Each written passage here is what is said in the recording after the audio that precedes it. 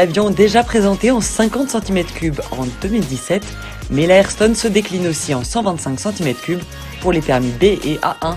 Cette version adulte adopte pour 2020 un nouveau moteur de 15 chevaux refroidi par eau et la boîte passe à 6 rapports. Le train avant lui conserve sa fourche inversée, ses 2 disques et un freinage couplé, un menu appétissant qui a éveillé les papilles de notre essayeur Vincent.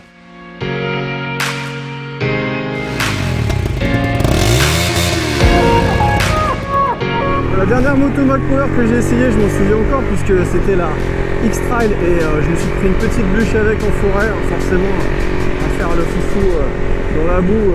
Il y a un moment, bon, j'ai fini par aller au tas.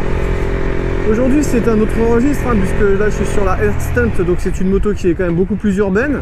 Et d'ailleurs en termes de look, bon, je sais pas ce que vous en pensez, mais moi je trouve qu'elle est quand même plutôt imposante. Bon, les jantes fluo là, ça c'est pas sans rappeler une japonaise de renom, mais bon, on va pas la citer. Mais bon, en même temps, c'est quand même toujours bon de s'inspirer des bonnes choses. Au niveau de l'instrumentation aussi, j'aime bien l'intégration, elle est propre, en plus elle est complète.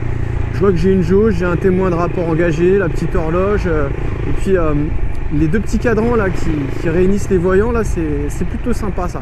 Au niveau de l'accueil, j'ai une selle qui culmine à 790 mm et moi ça me permet de poser les 2 pieds à plat sur le sol parce que c'est une selle qui est quand même relativement bien dessinée.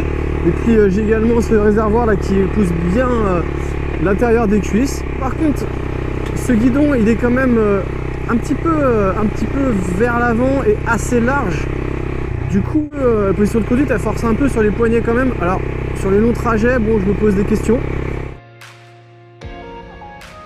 Bon, ça c'était pour le look et la position, mais au niveau du moteur, qu'est-ce que ça donne Vincent? On a quand même 11 kW, 15 chevaux, donc sur la puissance maximum pour un véhicule 125 cm3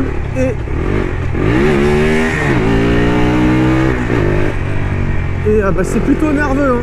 Il y a de la puissance et puis cette sonorité elle est vraiment agréable et ça elle est mise en avant par MacPower. Effectivement, comme il l'indique, c'est une sonorité qu'on entend très rarement chez une moto 125 cm3, sonorité assez rauque, assez sourde.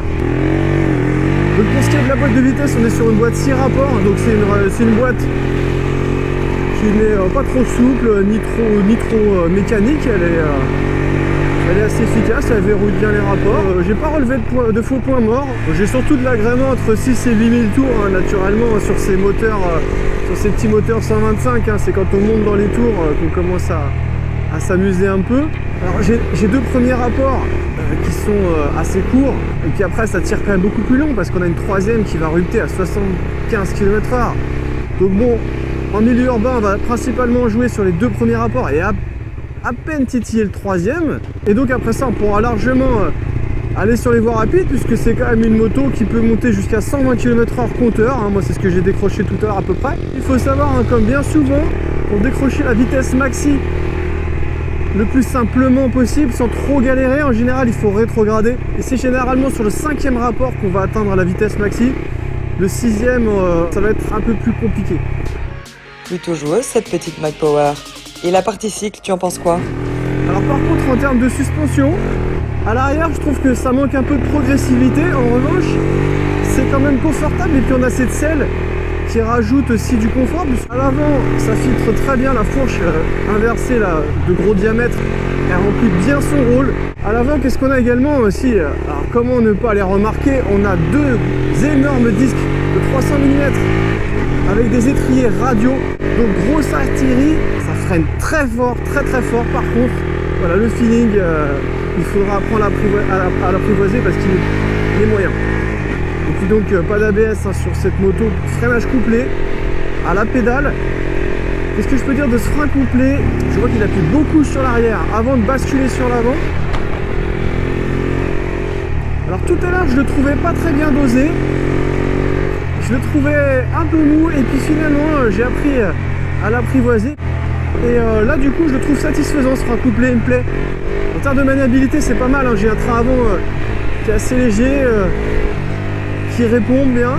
Les pneumatiques c'est également correct, en revanche je suis pas certain que sur le mouillé on puisse trop faire le foufou. Allez, moi sur ce je vous laisse avec Malice qui va conclure. La Mac Power Airstone 125 ne triche pas, le manque de progressivité de sa suspension arrière est rattrapé par une assise confortable. Le frein avant chatouilleux offre un mordant spectaculaire. Son look valorisant s'accompagne d'un caractère remuant avec une boîte 6 rapports efficace et une sonorité endiablée.